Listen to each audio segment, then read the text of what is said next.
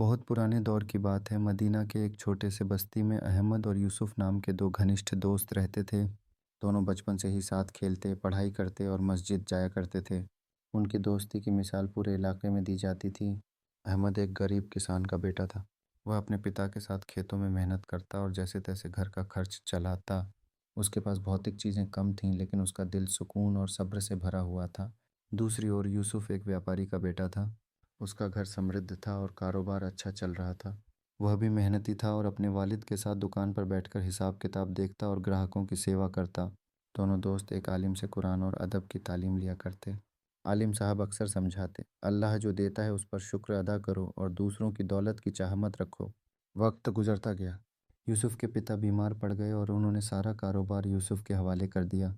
यूसुफ ने मेहनत और होशियारी से कारोबार को और भी ऊंचाई तक पहुंचा दिया।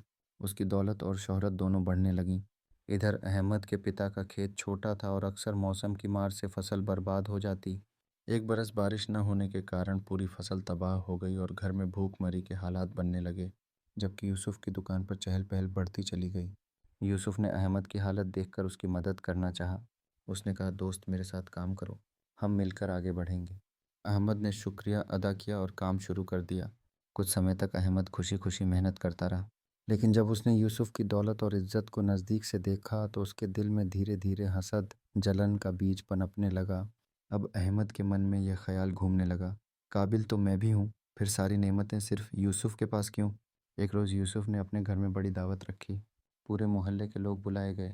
घर मेहमानों से खचाखच भरा था। मेज़ें तरह तरह के खाने से सजी थीं और हर कोई यूसुफ की मेहमान नवाजी की तारीफ कर रहा था।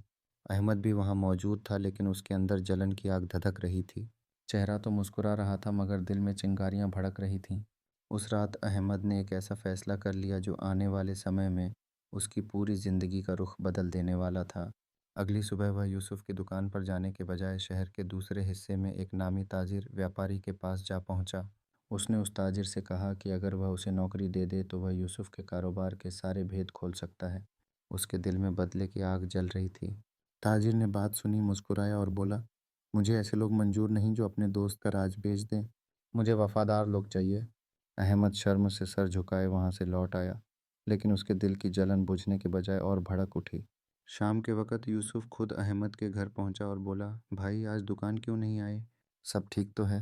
अहमद ने झूठ बोल दिया, बस तबीयत थोड़ी ख़राब थी। कल आ जाऊंगा।